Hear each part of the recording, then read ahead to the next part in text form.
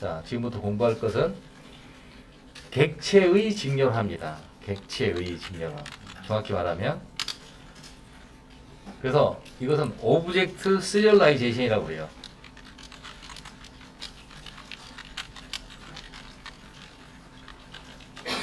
이렇게 객체의 직렬화.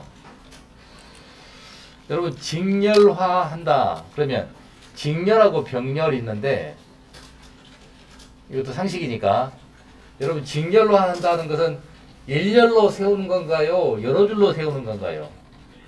일렬이죠. 그래서 느낌이 확 오잖아요. 그러면 객체를 어떻게 일렬로 세울까?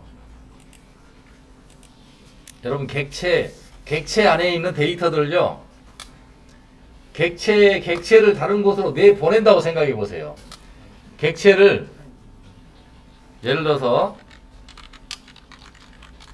자, 객체 여러분이 만든 객체는 게시판도 있고 EMP도 있고 사원 정보를 내 컴퓨터에서 다른 컴퓨터로 이렇게 내보낸다고 해봐요. 사원 객체를 예를 들면 자, 그러니까 EMP 객체를 오브젝트라고 한번 해보요. 오브젝트를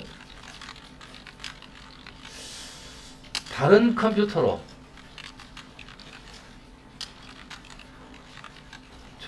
전송한다고 가정 한번 해보죠. 그럼 어떤 기술적인 문제가 있을까? 여기에는 여러분 객체를 내보낸다 그러면은 결국 그 객체를 갖다가 비트 열을 세워야 될 거 아니에요. 비트 순서로 이게 데이터가 가니까. 그런데 객체 내부를 보세요. 객체 내부에는 A 변수, B 변수, 메소드 있고 이렇게 많이 있잖아요. 그런 것을 다른 컴퓨터로 내보낸다면 누구를 먼저 비트열을 내보낼까? 이게 문제가 되죠. 자, 변수 한 개라면 그것은 변수 한 개는 메모리에 딱 있으니까 비트열이 거기에 있잖아요. 그러겠죠? 그것은 직렬화 돼 있잖아요. 변수 한 개라면. 그러면 그 순서대로 그냥 쭉 보내면 되는 거예요. 다른 컴퓨터로. 그런데 변수가 한 개가 아니고 메소드 여러 개잖아요. 근데 그 객체를 내보내려고 해? 그러면 어떤 변수를 먼저 내보내고 그 다음에는 또 뭐 보낼 거야? 그 다음에는 무슨 데이터 보낼 거야? 이런 계획이 없으면 안 되는 거죠. 직렬화가 안 되겠죠. 거기에 대한 규칙이에요. 직렬화라는 것은. 자, 객체의 오브젝트라는 것은 객체의 내부에 들어있는 그 데이터들, 그 데이터의 비트 열을 세우는 작업이죠. 일렬로 세워서 뭐 하겠다? 일렬로 세워가지고 해야 한 뭐예요? 아니 뭐야 이게 해야 할이죠. 예. 해야만 하는 일. 객체에 들어있는 그 변수의 데이터를 일렬로 세워야만 하는 그런 일이 필요하다는 얘기예요. 그러겠죠? 언제 필요하죠? 그게? 그렇죠. 다른 데로 옮길 때. 왜냐하면 인터넷으로 데이터를 보내려면 비트 열을 보내야 되거든. 비트를 한 개 한 개 보내야 되거든. 근데 객체에는 비트가 몇 개 있어요? 여러 그룹이 있단 말이에요. 변수가 여러 개니까. 그렇죠? 보내려면 결국은 어떤 변수를 먼저 보내고 그 다음 어떤 변수를 보낼 거야. 이런 스펙이 없으면, 이런 규칙이 없으면 안 되는 거죠. 그것은. 그리고 전송할 때 필요하고 오브젝트는 여러분 메모리에 있어요? 디스크에 있어요? 오브젝트라는 것은 우리가 뉴 한번 만들어진 게 오브젝트잖아요. 그게 어디에 있어요? 메모리에 있죠. 그런데 그 오브젝트를 그대로 갖다가 파일로 만든다 생각해 보세요. 파일에 저장하는 것도요. 디스크상에 비트 열들을 막 심는 작업이에요. 그것도 여기저기 심는 게 아니라 한 파일은 선형으로 쭉 심어줘야 되는 거예요. 이렇게. 그럼 거기도 비트 열을 세워야 되죠. 여러분 그렇죠? 그래서 객체를 디스크에다가 옮겨 놓을 때도 직렬화가 필요하고 다른 곳으로 내보낼 때도 필요한 거예요. 그러면 직렬화된 그 객체를 다시 활용하려면 직렬화의 반대 과정을 거치면 되겠죠. 그것을 디시리얼라이제이션이라고 해요. D 붙여가지고 역직렬화라고 하죠. 그것을 역직렬화.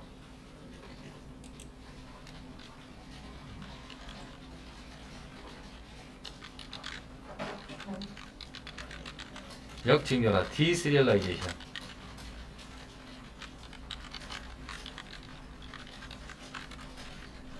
디시리얼라이제이션 이렇게 역직렬화. 직렬화된 데이터를 다시 복원하는 겁니다.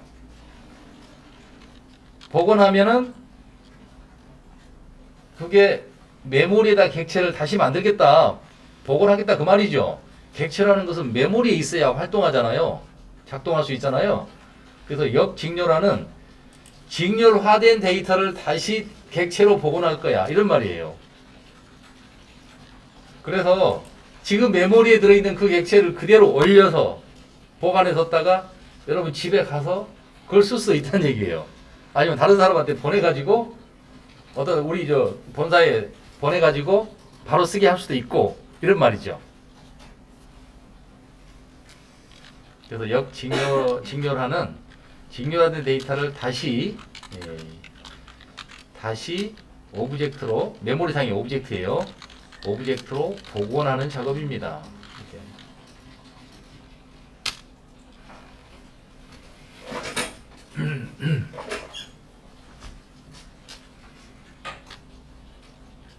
자, 자바에서는 굉장히 중요한 그런 작업이죠. 그러면 객체에 직렬화한다. 근데 왜 이 스트림에 나오느냐? 결국 스트림으로 데이터를 객체를 흘려 보내기 위해서는 비트 열을 세울 필요가 있는 거예요. 그래서 스트림에서 다뤄지죠, 그게. 스트림으로 데이터를 파일로 흘려보낸다 라고 하면 객체에 비트 열을 세워야 되니까 스트림과 다룰 수밖에 없죠. 그래서 직렬화가 쓰이는 곳은요, 거의 두 군데입니다. 다른 컴퓨터한테 네트워크로 객체를 전달할 때 언제 있을까요? 상당히 많아요. 채팅 메시지를 보낼 때 파일하고 같이 여러분 메시지를 같이 보낸다라고 생각해 보세요. 그건 단순한 문자열로는 보내기 어려워요. 다른 사람한테 내 이름으로 파일에 대한 설명까지 넣어가지고 이렇게 보내준다라고 생각해 보세요. 내 이름 들어가지, 수신자 주소 들어가지, 그 다음에 파일명 들어가야 되겠죠. 그 다음에 파일 데이터 들어가야 되겠죠. 어때요? 한꺼번에 많은 것들을 보내줘야 되잖아요. 그게 전송되는 데이터란 말이에요. 전송되는 데이터가 다양한 속성으로 들어있는 경우, 그러면 그것도 객체지향적으로 설계하면 한 클래스 안에 다양한 데이터를 넣고 객체를 보내준다 이런 말이 되죠. 그러니까 객체 직렬화가 필요한 거예요. 채팅을 생각해 보면 됩니다. 채팅하면서 파일 보내고 뭐 이래야 되니까. 또 디스크에 객체를 저장할 때도 필요하고요. 여러분 기술은 간단해요. 이 개념이 중요하지 내가 이걸 언제 써야 되나 이런 그 판단이 중요하지, 이 기술은 그냥 스트림 만드는 것처럼 순식간에 되는 거예요. 한번 해보죠. 순식간에 되는가.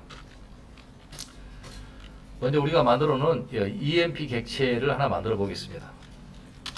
그걸 직렬화 할 거니까요. 자, EMP 하고 UEMP emp.set empno 해서 11번 emp.set ename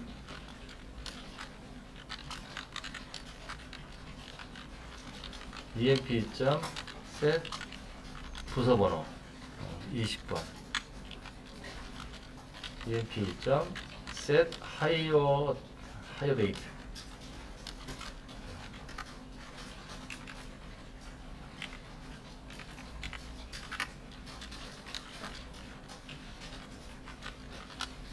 자, 이렇게 해서 객체가 이제 생성됐습니다. 제대로 생성됐는가 볼까요? 출력해 보면 되겠죠.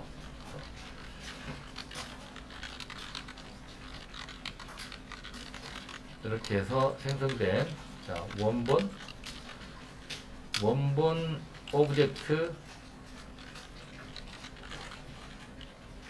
오브젝트의 내용이 어떻게 된다? 여기서 EMP 이렇게 되겠습니다. 그러면 여기에 있는 뭐가 돌아가요? toString 돌아가겠죠. 결과가 나올 겁니다. 자, 돌려보죠. 저장해주고 돌려주세요. 그러면 원본 오브젝트의 내용이 이렇게 잘 만들어진 거 볼 수가 있습니다.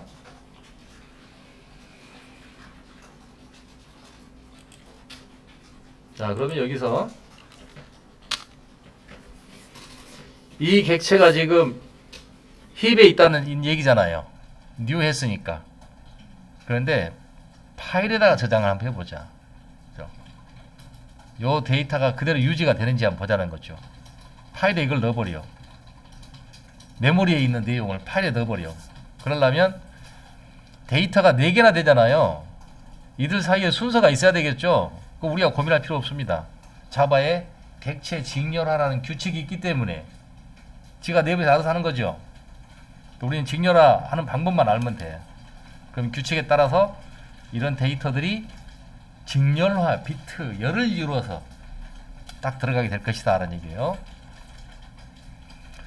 자, 객체 직렬화니까 오브젝트 시리얼라이제이션이라고 했죠. 그러면 오브젝트라는 말이 들어가는 스트림이 있어요. 오브젝트 O 하고 보세요. 오브젝트 O 했더니 오브젝트 아웃풋 스트림이 나오죠.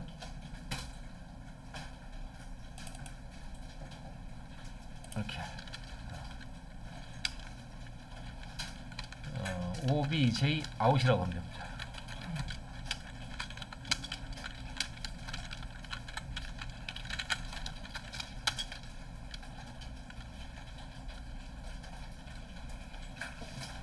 네, 여기 한번 보세요. 이게 이 성질을 좀 알아야 돼요.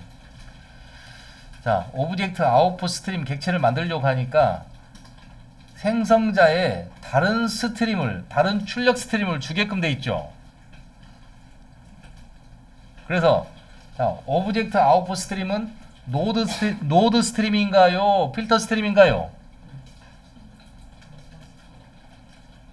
뭘까요? 둘 중 노드 스트림을 여기서는 연결해 주기를 바라고 있으니까 이 스트림은 바로 필터 스트림이다 라는 얘기예요. 생성자를 보고 알 수가 있다는 얘기. 이렇게 다른 스트림이 연결된다고, 이게 노드 스트림이죠. 그 노드 스트림에 아웃풋 스트림을 주게끔 돼 있어요. 그러면 아웃풋 스트림의 자식 클래스들은 다 줄 수 있다는 거잖아요. 객체 지향을 해서. 그럼 우리는 파일에다가 이 객체를 넣으려고 하니까 여기에 와야 되는 노드 스트림은 무슨 스트림이어야 될까요? 아웃풋 스트림인데 파일 아웃풋 스트림이어야 되겠죠? 어때요? 어거지로 왔네 외워도 되잖아요. 딱 보면 아니까 이 출력 스트림이 와줘야 되네. 그런데 우리 출력이 네트워크도 아니고 메모리도 아니고 모니터도 아니고 디스크란 말이에요. 그러니까 디스크에다가 전문으로 출력해주는 노드 스트림은 파일 아웃풋 스트림이다 이거예요. 그러겠죠? 자, 얘를 여기다가 뭘 준다? 파일 아웃풋 스트림을 줘야 된다. 그러면 위에서 하나 만들어야 되겠어요. 자, 이렇게 해서 결정이 되는 것이지 이걸 어떻게 다 외우겠어요? 파일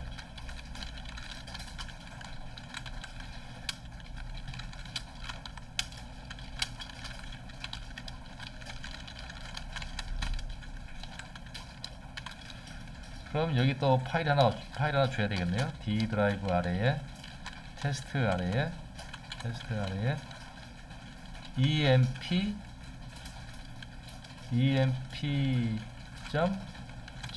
obj 이렇게 한번 해보죠.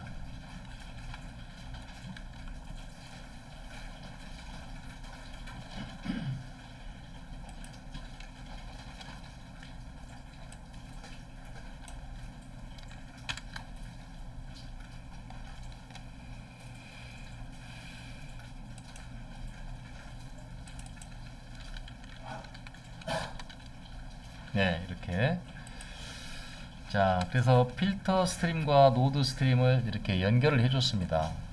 그리고 이제 트라이 캐치로 감싸줘야 되겠죠. 그러면 여기서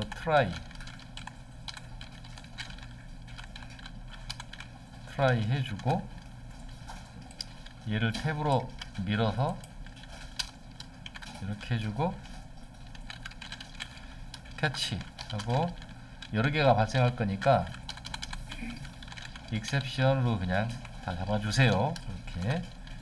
그래가지고 이 점 프린트 스택 트레이스 이걸 넣어주면은 처음에는 에러를 확인하는데 개발자한테 도움이 돼요. 이렇게. 자, 우리가 작성해놓고 무슨 에러가 발생하는가 항상 본다고 그랬죠. 정확히 무슨 에러가 발생하는지 개발자는 알고 있어야 되잖아요. 개발할 때는 이 점 프린트 스택 트레이스 얘를 해가지고 이렇게 하면 에러에 대한 가장 상세한 정보가 나와요, 모니터에. 그래서 그걸 보고 에러 처리 방법론을 결정하면 되겠습니다. 자, 이렇게 해서 이제 필터 스트림, 노드 스트림 다 준비됐죠. 그럼 이 의미는 뭐냐면 오브젝트 아웃풋 스트림이 하는 일은 나는 비트 열들을 객체를 비트 열로 만들어 줄 테니까 그 비트 데이터는 네가 출력해라 그런 말이에요. 그러면 이 파일 아웃풋 스트림은 그게 객체인지 이미지인지 텍스트인지 전혀 구분 못하죠. 바이트 배열이 들어갈 거니까. 이거 전부 다 보니까 오브젝트 아웃풋 스트림 이렇게 끝나는 것들은 전부 다 바이트 스트림이라고 그랬잖아요. 내부에서는 바이트 데이터가 왔다 갔다 하는 거니까 얘는 객체를 바이트 배열로 비트열을 세워가지고, 바이트 배열을 만든다는 것은 데이터들을 비트열 세운 거잖아요.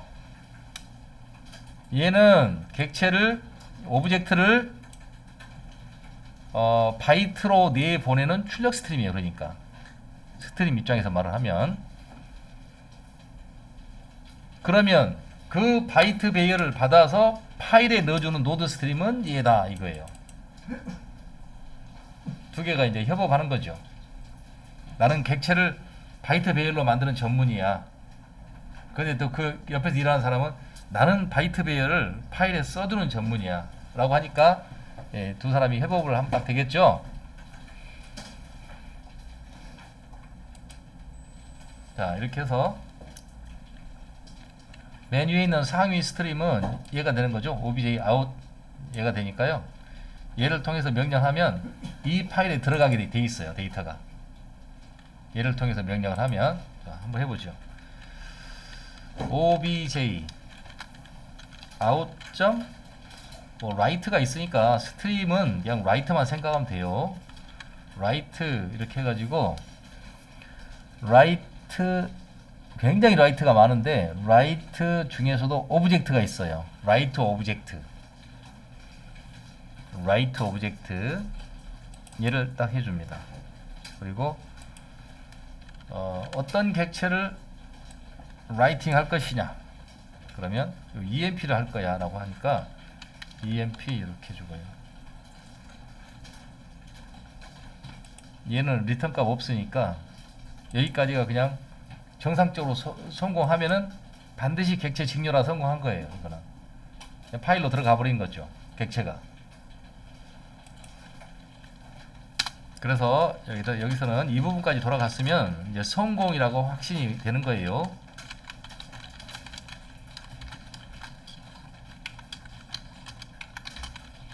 자, EMP 오브젝트 직렬화 성공.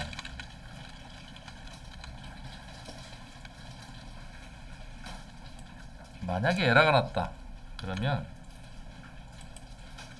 이쯤에다가 놓고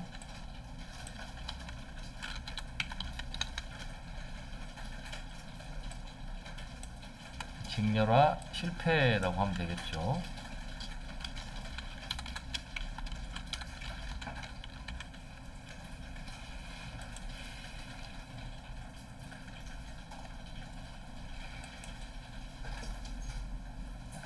자, 이렇게 하고 실행해서 객체가 제대로 들어갔는지 한번 확인 한번 해보죠. 실행합니다. 실행. 아니, 실패네요. 직렬화 실패. 아, 제가 빠뜨린 거 하나 있습니다. 여기 얘를 우리가 그냥 썼는데 개발자가 이 클래스를 선언할 때부터 직렬화 하려면 얘는 직렬화 되도록 시스템의 허락을 받아야 돼. 시스템의 허락을 받아야 돼요. 허락을 받으려면 개발자가 도장을 하나 찍어줘야 돼요. 어떤 도장이냐면,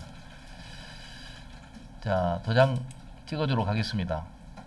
여기서. 그러니까 여러분도 아까 그 에러 있죠? 이 에러를 보면서 not serializable exception 이렇게 나오잖아요. 그럼 이 말은 거의 100% 직렬화 하겠다는 도장을 안 찍은 거예요. 그 클래스에다가. 그래서 직렬화 불가 이런 말이죠. 이게 직렬화 불가. 이 클래스에 직렬화 불가 이런 게 나왔어요. 그래서 직렬화가 가능하도록 이 클래스에다가 도장을 찍어 주겠습니다. 그 도장이 바로 뭐냐면 찍는 방식이 이런 식이에요. 여기서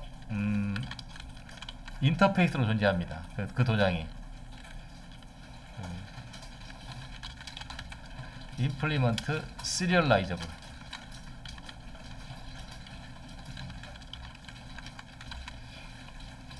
이렇게. 자, 인터페이스들 이름이 A, B, L, E 이렇게 많이 끝난다고 그랬잖아요. 그죠? 그러면 이 EMP라는 클래스는 직렬화 가능하도록 도장을 딱 찍는다 이런 말이에요. 이게. 이 인터페이스에 아무런 메소드가 없어요. 그러니까 여기서 구현할 필요가 없다는 얘기죠. 이렇게 여기다만 이렇게 선언만 해주면 돼요. 이런 인터페이스를 마크 인터페이스라고 그래요. 마크. 도장 마크가 있어야 돼. 이거 하나 해주냐 안 해주냐에 따라서 개발자가 이거 해주면은 얘는 직렬화 가능하게 돼요. 그런데 왜냐하면 이게 이 말이 직렬화 가능하게 하겠다 이런 말이잖아요. 그러면 이제 이 객체는 직렬화 가능하게 됩니다. 이런 속성들이 비트에 세워져 가지고 다른 곳에 저장되거나 네트워크로 보내거나 이럴 수가 있다는 얘기예요. 자, 여기 이제 마크 인터페이스 이런 게 이게 마크만 해주면 즉 표시만 해주면 되는 거예요. 이 안에 있는 어떤 메소드가 추상 메소드가 있는 게 보통이잖아요. 여러분 인터페이스는 그러죠? 그런데 여기 메소드가 없어. 그냥 이렇게 마크용으로 쓰는 거예요. 이렇게 또 마크용으로 쓰는 거예요. 이런 것을 마크 인터페이스라는 용어로 우리가 부르고 있습니다. 그래서 누가 마크 인터페이스야 라고 하면 그 안에 메소드가 없다 그런 말이에요. 구현할 메소드가 없다. 자, 그럼 다시 갑니다. 이거 저장해 놓고 그리고 여기서 다시 돌려 가지고 아까처럼 실패 이렇게 나오는 거 다시 한번 확인해 줍니다. 그냥 성공했어요. 이렇게. 자, 그 도장 있고 없고가 큰 차이죠. 도장 하나 찍어줬을 뿐인데.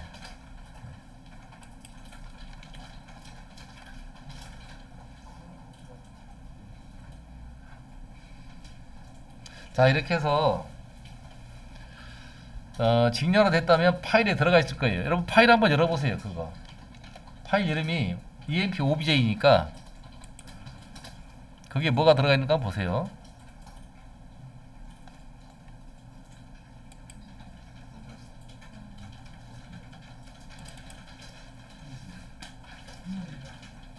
뭐 잘 열려요?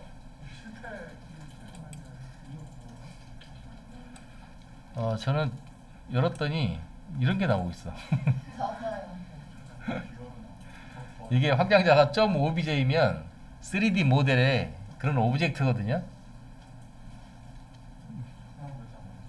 실제 없는 게 돌아가고 있습니다. 이렇게. 네? 그러죠? 이건 말도 안 되는 거예요. 그러니까 우리가 만든 파일을 읽을 수 없는 거예요. 그것은 누가 그것을 에디터로 열거나 열하고 있는 건 아니잖아요, 여러분. 그죠? 직렬화 해놨으니까 어때요? 그걸 다시 사용하려면 우리가 역직렬을 할 수밖에 없는 거예요. 이걸 파일에서 열 수는 없어요. 열어도 깨지고 내용을 알고 수 없죠. 자바의 규칙에 따라서 직렬화를 해놨기 때문에 이걸 자바에서 다시 역직렬화 하지 않으면은 이 데이터는 이제 읽지 못한다 라는 얘기죠. 그러면 여러분 여기서 이렇게 해가지고 직렬화가 가능했어요. 이게 지금 직렬화 하는 거잖아. 이게 오브젝트 아웃풋 스트림 이렇게 해버리니까. 그러면 직렬화된 것을 다시 역직렬화 할 때는 무슨 스트림을 써야 될까요?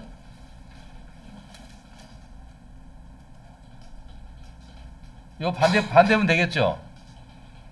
파일에서 객체를 읽어와라 라고 하면 되겠죠. 그럼 파일에서 객체를 읽어와라. 자, 여러분이 설계를 하는 겁니다. 공식대로. 예. 여기다가 메소드를 하나 만들고요. 한번 해보죠.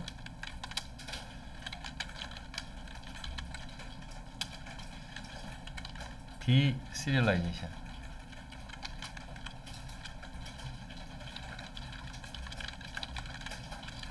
디시리얼라이즈라고.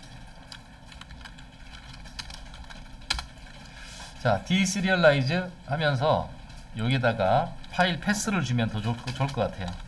스트링 obj 패스 이렇게 주겠습니다. 그럼 이 안에서 이 파일 경로만 탁 주면은 그게 일이 와가지고 여기에서 그 파일 읽어들여서 메모리에 다시 복원한다 라는 부분이 있으면 되겠죠. 그러면 스트림 뭐 쓰면 좋을까요, 여러분? 이 반대면 되니까. 그렇죠. 자, 파일 인풋 스트림 이렇게 해야 되겠죠. 어거지로 안 해도 돼요. 이렇게 파일 인풋 스트림 뉴 파일 스트림 이렇게 하고 obj 패스 이렇게 딱 줍니다.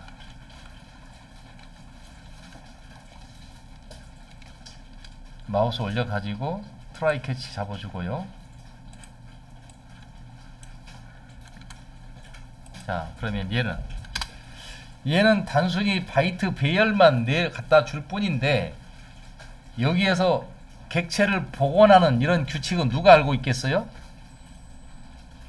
뭐가 필요하죠, 여러분? 객체를 다시 복원할 필요가 있어요. 어떤 스트림?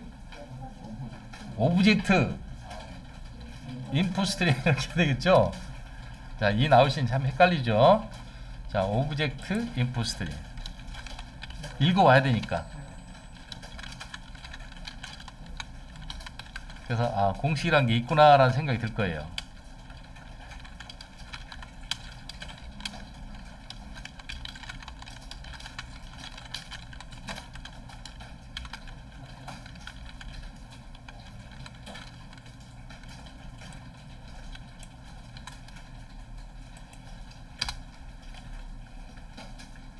예, 이렇게 해서 오브젝트 인풋 스트림하고 얘가 필터 스트림이고 얘가 노드 스트림이 되겠죠.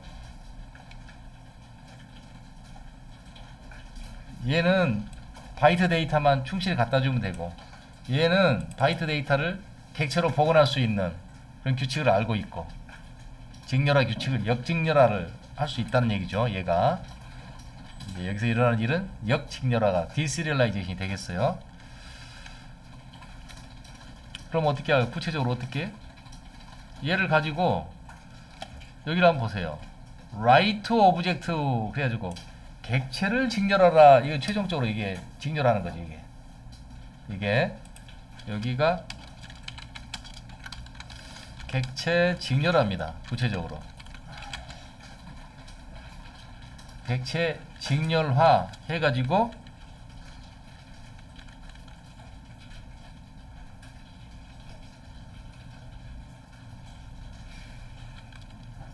파일의 저장, 직렬화 및 파일의 저장. 그럼 여기 이제 여기서는 읽어올 때는 그럼 어떻게 해야 될까요? 이제 공식을 이제 여러분 다 감 잡았네요. 제가 할 일이 이제 없어지네. 자, 이렇게 하고 점 read object 이렇게 하면 파일에 있는 거 읽어오니까 여기다 뭐 아무것도 안 줘도 되잖아요. 그렇죠? 여기는 객체를 줘야 직렬화 되니까 객체를 주어서 그게 파일로 들어가겠지만 여기서는 이거 한번 불러주면 파일에서 나오니까 얘는 출력만 있을 뿐이에요. 입력은 필요 없고, 그죠? 그래서 파라미터 필요 없다는 얘기죠. 그러면 그다음 마우스로 올려보면 뭐가 나온다고 되어 있어요? 오브젝트가 나온다고 되어 있죠. 그렇죠? 자, 여기다가 마우스 이렇게 올리면 뭐가 나온다고 되어 있어요? 오브젝트 나온다고 되어 있죠. 우리가 나오라는 것은 뭔데? EMP를 받고 싶은데, 그죠? 자바에서는 그럴 수밖에 없죠. 우리가 뭐 EMP 클래스를 만드는지, 프로덕트 클래스를 만드는지 어떻게 알겠어요? 이 자바를 설계한 입장에서 미래를 내다볼 수는 없는 것이죠. 그래서 부모형으로 턱 내놓는다. 부모형으로 내놓을 테니까 개발자 당신들이 알아서 캐스팅에 써라, 이런 말이 되겠죠. 그래서 여기에서 이제 이런 게 필요합니다. EMP로 받아줄 필요가 있어요. EMP니까 EMP, 여기서 EMP로 하면 되겠네. 그냥 변수가 요거 하나밖에 없으니까. 자, 이렇게 하면 형변환 연산자가 되겠죠. 요거 괄호 안에 자료형이 있는 것은 100% 형변환 연산자다 그랬었죠. 이렇게 되는 거죠. 부모형이었는데 자식 형태로 이렇게, 원래 자식이 들어갔으니까 파일에. 그러면 얘가 제대로 작동하는지 보면은 객체가 죽었다가 살아났는지 복원된다는 거 알 수가 있어요. 파일로 들어가 있으니까 여러분 USB에다 갖고 가도 되고요. 그 객체를 집에서 돌려도 되고, 메일로 보내가지고 뭐 미국서 보도록 할 수 있고, 그렇게 되겠죠. 자, 한번 돌려봅니다.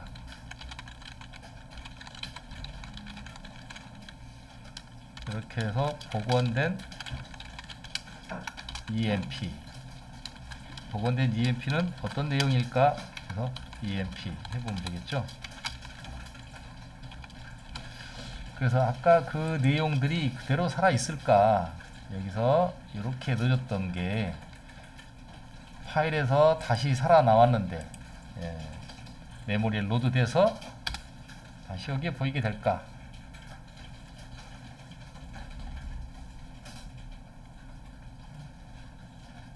자, 그러면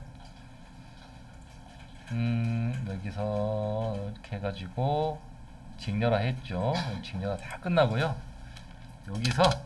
여기서 이 메소드를 한번 호출해 주세요. deserialize. 여기서 한번 다 호출해 주면서 파일은 어디가 있으니 걔를 좀 복원해서 객체로 살려주세요 라고 이렇게 한번 해주면 되겠죠. 여기가 메인 메소드 끝이니까 이렇게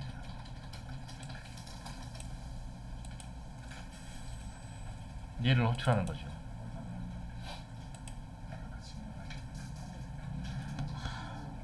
어때요? 살아나와요? 살아나오는군요. 복원된 EMP 이렇게 나오네요. 그대로. 원래하고 같은지 볼까요? 원래하고 완전 동일하죠? 이렇게. 그래서 객체가 다시 죽었다가 다시 새로 나온다. 파일에 들어갔으니까 이것은 영구적이잖아요. 한번 들어가면 몇 년 후에 다시 한번 꺼내서 이렇게 볼 수도 있고.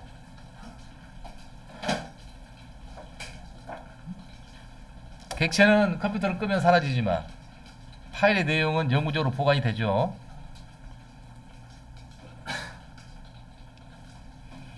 자, 이렇게 해서 객체 직렬화를 끝냈고요. 다음 시간에는 객체 직렬화를 조금 더 확장해 가지고 크루드로 한번 해보겠습니다.